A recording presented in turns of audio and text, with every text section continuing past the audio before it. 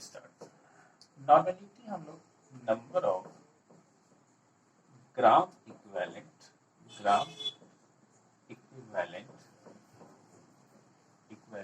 weight of solute present in 1 liter solution is called normality। तो हम लोग normality को लिखेंगे normality equal to number of gram equivalent weight of solute divided by 1 liter solution, right. इसको अगर हम लोग ऐसे जानेंगे कि सॉल्यूशन के अंदर दो पार्ट होते हैं, दो कंपोनेंट होते हैं, सॉल्यूट और दूसरा सॉल्वेंट। और सॉल्यूट का गिवन अमाउंट मान लो W ग्राम दिया स्मॉल w। तो इसमें हम लोग इक्विवेलेंट वेट निकालेंगे। Equivalent weight that means E equal to होता है मोलर मास, यानी मोल का मास, एक मोल का मास, इसको हम n से डिवाइड करते हैं, डिवाइडेड बाय n फैक्टर। ये n फैक्टर हम लोग पढ़ेंगे आगे चल के क्या होता है। ये हमारा इक्विवेलेंट वेट है, लेकिन यहाँ पे डेफिनेशन में लिखा हुआ number of gram equivalent weight. Number of gram equivalent weight, इसको हम लोग लिखते हैं कि ये जो सॉल्यूट का अमाउंट है W divided by equivalent weight, ये हमारा नंबर ऑफ इक्विवेलेंट वेट। अब हम नॉर्मलिटी का फॉर्मूला को क्या लिख सकते हैं। Normality that means N equal to हो जाएगा W बाय सॉल्यूट का divided by volume in litre, 1 litre यानी W by E into T। इसको ml में अगर लिख दें तो ये 1000 से मल्टीप्लाई किया जाएगा। तो हम लोग इसको और भी एक्सपेंड कर सकते हैं W बाय E। तो नॉर्मलिटी का बेसिकली फॉर्मूला, अगर रिलेशन यहाँ पे देखेंगे, एक रिलेशन हमको यहाँ पे और भी निकल जाएगा। E को हम लिख सकते हैं, E को हम लोग क्या लिख सकते हैं, मोलर मास यानी M divided by n factor into T, किसमें, ml में। तो हम इसको आगे ऐसे लिखा जा सकता है कि normality that means N equal to weight into 1000 divided by M into V, और इसको n फैक्टर को हम लोग बाहर लिख सकते हैं। ये किसमें है, ml में, मिलीलीटर में। That means N equal to, और ये जो आपके बराबर होता है, आप देखेंगे अगर मोलरिटी का फॉर्मूला याद होगा तो उसमें ये पता होगा, इसको मोलरिटी कहते हैं इनटू n फैक्टर। हम लोग n और मोलरिटी को कैपिटल M से लिखते हैं, n फैक्टर को x से डिनोट करते हैं, n इंटू mx लिखते हैं। आगे चल के इसके बारे में हम लोग देखेंगे। इसमें दो टर्म हम लोगों ने देखा, एक का नाम था इक्विवेलेंट वेट,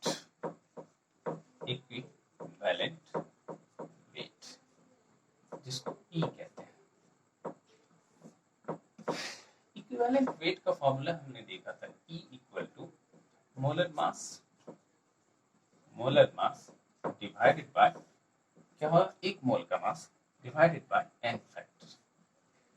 ये n फैक्टर क्या है, n फैक्टर वैरी करता है, जैसा सॉल्यूट का नेचर होगा उसके अकॉर्डिंग डिपेंड करेगा। इसका कई लेवल पे हम इक्विवेलेंट वेट निकालते हैं। अगर एसिड रहा, एसिड बेस या सॉल्ट वगैरह में हम लोग देखते हैं, तो उसमें हम लोग इक्विवेलेंट वेट कैसे निकालेंगे। एसिड का इक्विवेलेंट वेट अगर निकालना पड़े तो हम लोग कैसे निकालते हैं, molar mass of acid divided by, acid है तो इसका जस्ट उल्टा क्या होगा, कंजुगेट इसका बेस बनता है तो हम उसको बेसिसिटी कहते हैं। n फैक्टर चेंज होगा किसके ऊपर, जो हम सॉल्यूट लेंगे उसके नेचर के ऊपर, कैसा हमने सॉल्यूट लिया उसके अकॉर्डिंग ये n फैक्टर वेरी करेगा। मान लो एज पर एग्जांपल एसिड हम कहते हैं किसको, ये पहले जान लेते हैं। एसिड कहते हैं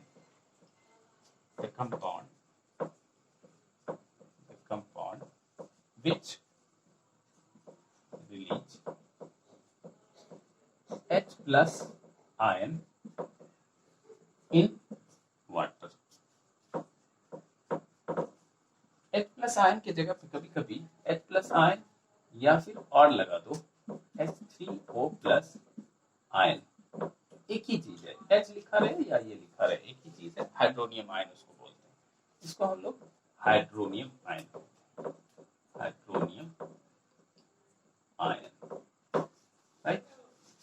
वाटर के अंदर इसका मतलब ऐसा कंपाउंड जो H आयन रिलीज कर सकता है वो वही रिलीज करेगा कि जिसके पास ऑलरेडी क्या हो, हाइड्रोजन हो, तब तो वो रिलीज कर सकता है। इसका मतलब एसिड के पास H होना चाहिए, for example HCl, HNO3, HBr, HF, H2SO4, H2SO4 या फिर H3PO4, H3PO2, H3PO3 या फिर H3PO3, H3PO3 एटसेट्रा। ये सारे क्या है, एसिड है, सबके पास हाइड्रोजन, इसलिए ये सारे क्या कहलाएंगे, एसिड कहलाएंगे। लेकिन ऐसा यूनिवर्सल नहीं होता है कि जिसके पास H हो वो हमेशा एसिड हो। जस्ट लाइक NH3, जब इसके पास H है लेकिन ये कैसा एसिड होना चाहिए, बट ये किसकी तरह काम करता है, बेस की तरह काम करता है। वो हम लोग बाद में डिस्कस करेंगे उसके बारे में। ये एसिड, इसके पास हाइड्रोजन किसी के पास 1 है, किसी के पास 2 और किसी के पास 3 है। सारे हाइड्रोजन क्या वाटर में जाने के बाद सारे हाइड्रोजन ये रिलीज कर देंगे, ऐसा बिल्कुल भी जरूरी नहीं। कभी वो एक भी कर सकता है, कभी 2 कर सकता है। जितना वो हाइड्रोजन रिलीज करेगा वो उसका बेसिसिटी कहलाएगा। ऐसा एसिड, बेसिसिटी का अगर हम लोग डेफिनेशन लिख दें यहाँ पे, बेसिसिटी उल्टा जस्ट नाम रखें, एसिड का बेसिसिटी और बेस का एसिडिटी। तो बेसिसिटी कहते हैं number of hydrogen ions released by N acid, उसको हम लोग उसका बेसिसिटी कहेंगे। तो इसके साथ इसकी बेसिसिटी कितनी होगी, 1, इसका भी 1, इसका भी 1, इसका भी 1 और इसका 2 हाइड्रोजन है 2 और इसका 3 हाइड्रोजन है, बट इसके केस में 1 होता है, इसके केस में 2 और इसके केस में 1। ये एक्सेप्शनल चीज है, इसके बारे में हम लोग आगे चल के भी पढ़ेंगे। लेकिन जनरली होता है क्या कि ये हाइड्रोजन इसके पास 3 है लेकिन ये 3 हाइड्रोजन रिलीज नहीं कर पाता है, एक ही हाइड्रोजन रिलीज कर पाता है। जैसे आप इसका देखोगे फॉर्मूला H3PO2 का, तो देखोगे तो ऐसे इसका स्ट्रक्चर से पता चलेगा।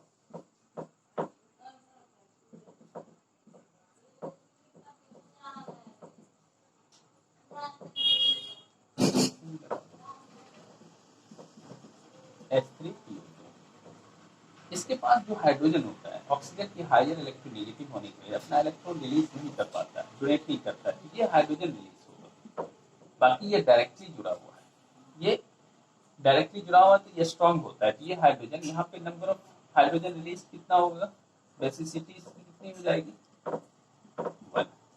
अगर यही H3PO3 में आप देखोगे, H3PO3 में इसमें ऐसा इसका स्ट्रक्चर होगा, इसके पास 2 OH है जुड़ा हुआ। जितने नंबर ऑफ OH रहेंगे, OH वाला का हाइड्रोजन को हम लोग इजीली रिलीज कर सकते हैं, इसलिए इसकी बेसिसिटी क्या हो जाएगी, 2 हो जाएगी। इसी तरह इसमें भी वही बात है। तो हम लोग यहाँ पे अगर इसका लिखना चाहें, equivalent weight of acid, equivalent weight of N acid, just like आप मान लो H2SO4 का ले लेते हैं, तो हम लोग कितना लिखेंगे, H2SO4 का molar mass m by basicity, basicity इसका कितना हमें पता है, 2 है, ठीक है। इसका मोलर मास, कुछ एक्सेप्शन को याद रखना है, बाकी चीज नॉर्मल है, जितना हाइड्रोजन उतना वो रिलीज करेगा। मॉलिक्यूलर मास ऑफ H2SO4 का कितना होगा, H2SO4 का मोलर मास हो जाएगा हाइड्रोजन का 2 प्लस सल्फर का 32 और यहाँ पे ऑक्सीजन का 16 इंटू 4, 4 ऑक्सीजन है, ये हो जाएगा 32 plus 64, that means 98 gram. Equivalent weight इसका क्या हो जाएगा, H2SO4 का 98 डिवाइडेड बाय 249 हो जाएगा, राइट। इसी तरह हम लोग अगर निकालना चाहे H3PO2 का तो हम लोग कैसे निकालेंगे, as for example H3PO2 exceptional ज्यादा पूछता है, इसका अगर इक्विवेलेंट वेट निकालना पड़े तो हम लोग कैसे निकालेंगे, इसका मोलर मास डिवाइडेड बाय इसकी बेसिस एसिड है तो इसकी बेसिसिटी होगी, इसकी बेसिसिटी हमें पता है, अभी हमने देखा था लिस्ट में 1 होता है, तो इसका मॉलिक्यूलर वेट कितना होगा, H3PO2 का हाइड्रोजन 3 है प्लस फॉस्फोरस का 31 होता है प्लस 16 into 2 ऑक्सीजन का 16, दैट मींस 3 प्लस 31 प्लस 32 6 होगा, 66 होगा। तो इसका इक्विवेलेंट वेट अगर निकालना चाहें तो ये हो जाएगा 66 बाय बेसिसिटी इसका 1 होता है, इसकी बेसिसिटी 1, अभी हम लोग देखें 1, दैट मींस 66 ही होगा। इसी तरह हम लोग किसी का भी इक्विवेलेंट वेट निकाल सकते हैं। अगर बेस रहा तो हम लोग कैसे निकालेंगे, बेस रहा तो बेस कहते हैं किसको है, बेस कहते हैं the compound which release OH minus ion in water is called base। इसका मतलब है हाइड्रोक्सिल आयन, इसको कहते हैं, क्या कहते हैं, हाइड्रोक्सिल आयन। इसका मतलब है कि ऐसा कंपाउंड जिसके पास ऑलरेडी OH होना चाहिए वही बेस कहलाएगा, एज फॉर एग्जांपल। तो इस केस में इक्विवेलेंट वेट अगर बेस का हम लोग निकालना चाहें फिर उसके बाद लिखेंगे molar mass of base divided by base का क्या होगा, एसिडिटी होगा, क्या होगा, एसिडिटी। तो यहाँ पे अगर हम इक्विवेलेंट वेट, तो बेस किसको कहते हैं, बेस हम लोग पहले देख लेते हैं। Base as for example, base होने के लिए क्या क्या एग्जांपल हो सकते हैं, जैसे NaOH, KOH, NgOH all 2, AlOH all thrice, ये सब। और इसकी एसिडिटी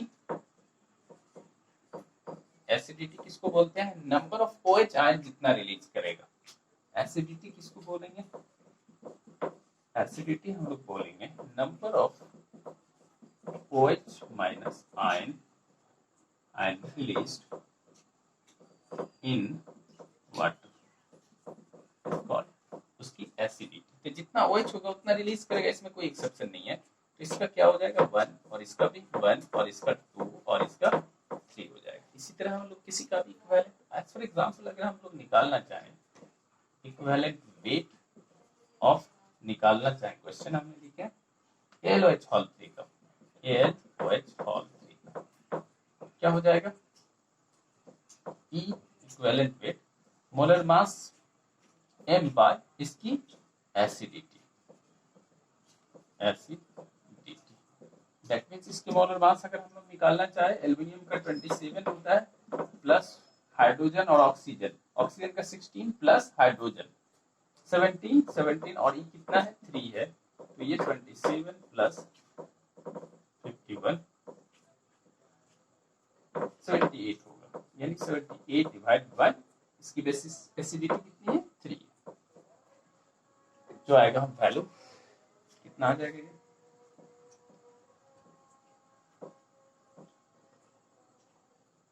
26। तो हम लोग इससे हम लोग इक्विवेलेंट वेट ऑफ बेस का निकाल सकते हैं। दूसरा है सॉल्ट का हम लोग कैसे निकालें, सॉल्ट कहते हैं किसको, एसिड और बेस अगर न्यूट्रलाइज करता है उसको हम लोग सॉल्ट कहते हैं, प्लस वाटर बनता है। अब मान लो कि कोई एसिड है, मान लो एसिड HCl है और इसमें बेस NaOH रिएक्ट कर गया तो NaCl बनाता है प्लस H2O बनाता है, ये क्या है, सॉल्ट। सॉल्ट क्या होता है, आयनिक होता है। अगर हम NaCl को देखेंगे तो इसमें माइनस और इसमें प्लस आयन होते हैं, ये आयनिक बॉन्ड बनाता है।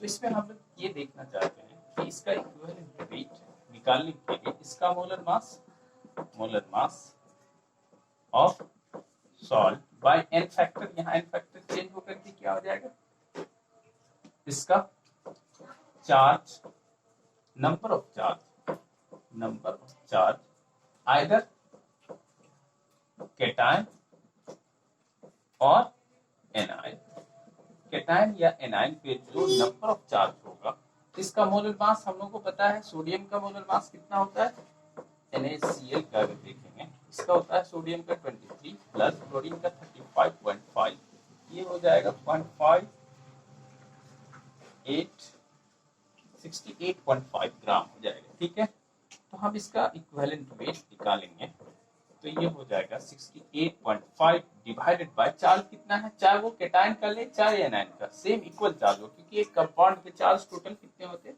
0 होता है, न्यूट्रल होता है, तो 1 लगाएंगे 68.5। इसी तरह हम लोग KCl का भी निकाल सकते हैं, KCl का, CHCl का भी निकाल सकते हैं, जिसका मतलब चार्ज में निकाल सकते हैं, AgCl का भी निकाल सकते हैं, AgCl हो गया, बहुत सारे सॉल्ट हैं, हम उसका निकाल सकते हैं।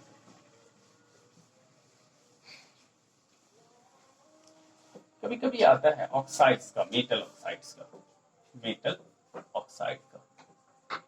ऑक्साइड MO कह सकते हैं हम लोग, M for metal, O for oxide, हम लोग दोनों का डिफरेंट निकाल सकते हैं। जैसे मान लो मेटल ऑक्साइड्स का निकालना पड़े तो इस मेटल का हम लोग पहले कैसे निकालते हैं, इससे पहले आप देखो कोई एलिमेंट है, हालांकि इसको पहले बताना था, कोई एलिमेंट है जैसे सोडियम है, पोटेशियम है या क्लोरीन है एक्सेट्रा, कोई भी है, इसका इक्विवेलेंट वेट हम लोग कैसे निकालेंगे, इसका इक्विवेलेंट वेट होता है एटॉमिक वेट, इसका एटम के फॉर्म में है तो इसका एटॉमिक वेट या मोलर वेट भी कह सकते हैं, मोलर, एक मोल वही के बराबर होता है, उसी के बराबर होता है molar mass divided by n factor, यहाँ पे n फैक्टर चेंज होकर के क्या हो जाता है, मोलर मास n फैक्टर यहाँ चेंज होकर के इसकी वैलेंसी हो जाती है। वैलेंसी कहते हैं किसको है, वैलेंसी हम लोग कहते हैं, आगे चल के केमिकल बॉन्डिंग हम इसके बारे में डिस्कस करेंगे, combining capacity of an element, combining capacity of an element, combining capacity of an element, या फिर दैट मीन्स इसका नंबर ऑफ बॉन्ड, वो कितना बॉन्ड बनाएगा वह इसकी वैलेंसी होती है। यहाँ पे अगर हम लोग किसी भी एलिमेंट को ले लें, फॉर एग्जांपल मैंने सोडियम का ले लिया, सोडियम का इक्विवेलेंट वेट निकालेंगे, इस बात को जानने के लिए इसका मोलर मास बाय इसकी वैलेंसी कितनी होती है, इसके आउटरमोस्ट शेल में जितना इलेक्ट्रॉन होगा वही उसकी वैलेंसी होगी। ये हम लोग ग्रुप नंबर से देखते हैं और कितना वो बॉन्ड बना सकता है, ऑक्टेट पूरा करने के लिए वो नंबर ऑफ बॉन्ड फॉर्म करते हैं ताकि वो स्टेबल हो सके। तो सोडियम के आउटरमोस्ट शेल में जितना इलेक्ट्रॉन है वो उसकी वैलेंसी होती है या उसके ग्रुप नंबर के बराबर होता है। ये फर्स्ट एक ग्रुप में है, पीरियोडिक टेबल में इसके बारे में बताएंगे। तो ये इसका मोलर वेट 23 होता है और इसका वैलेंसी 1 होता है, इसका 23 हो जाएगा। क्लोरीन का अगर हम लोग देखेंगे इक्विवेलेंट वेट क्लोरीन का मॉलिक्यूलर वेट बाय वैलेंसी अगर लिखेंगे तो इस केस में हम लोग जानते हैं इसका 35.5 होता है और इसके आउटरमोस्ट शेल में इलेक्ट्रॉन कितने होते हैं, 7 इलेक्ट्रॉन, ये 7th ग्रुप में पाया जाता है। इसको ऑक्टेट पूरा होने के लिए 1 इलेक्ट्रॉन चाहिए, इसकी वैलेंसी 5.5। दूसरा अगर हम लोग देखें ऑक्सीजन का, अगर हम लोग ऑक्सीजन का देखें इसका इक्विवेलेंट वेट अगर हम लोग निकालना चाहें तो ऑक्सीजन का कितना होता है 60 और इसकी वैलेंसी आउटरमोस्ट शेल में 6 इलेक्ट्रॉन और उसको बॉन्ड बनाने के लिए कितना वैलेंस इलेक्ट्रॉन 6 और उसको बॉन्ड बनाने ऑक्टेट पूरा करने के लिए 2 इलेक्ट्रॉन चाहिए, तो वही उसकी वैलेंसी होगी, 2 होगा यानी 8 हो जाएगा। लास्ट वाला अगर हम लोग इसको देखें मेटल ऑक्साइड्स का, एज फॉर एग्जांपल जैसे MO है मेटल ऑक्साइड्स, इसमें मेटल भी है जो एलिमेंटल फॉर्म में होगा और ऑक्साइड भी है, तो हम लोग इक्विवेलेंट वेट ऑफ मेटल का plus equivalent weight of oxygen है, इक्विवेलेंट वेट ऑफ ऑक्सीजन दोनों को ऐड कर देंगे तो हमारे पास हो जाएगा। इक्विवेलेंट वेट ऑफ मेटल को हम लोग कैसे लिखते हैं, मेटल का molar mass of metal divided by इसकी वैलेंसी, और ऑलरेडी ऑक्सीजन का भी हम लोग निकाल सकते हैं, molar mass of oxygen divided by इसकी वैलेंसी।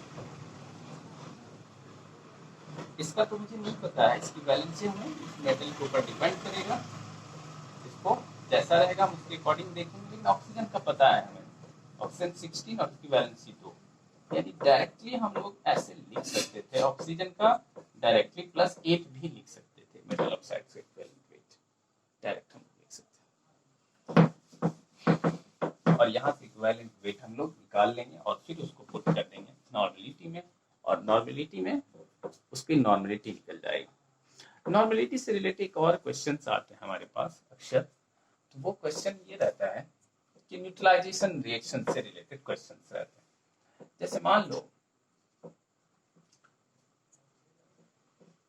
न्यूट्रलाइजेशन रहता है, या न्यूट्रलाइजेशन ऐसे ही कोई क्वेश्चन रहेगा कि अगर हमारे पास 10 नॉर्मल सॉल्यूशन है किसका, HCl का, इन 100 ml में,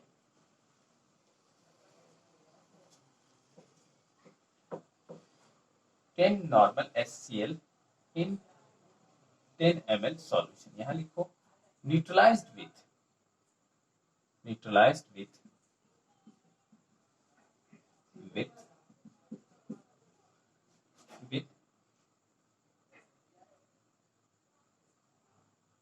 20 normality NaOH in 200 ml solution, तो उसका फाइनल नॉर्मलिटी कितना होगा, इसको हम एक फॉर्मूला से डिफाइन करते हैं। अगर हमारे पास एसिड रहा और दूसरी तरफ बेस रहा, तो ये सॉल्ट बनेगा, एसिड बेस न्यूट्रलाइज कर रहा है, अगर न्यूट्रलाइज करेगा, तो ये बात हम लोग जानते हैं कि अगर इसका नॉर्मलिटी दिया हुआ है और इसका वॉल्यूम भी दिया हुआ है, इसकी भी नॉर्मलिटी दी हुई है और इसका वॉल्यूम दिया हुआ है, लेकिन ये पता होना चाहिए कि एक एसिड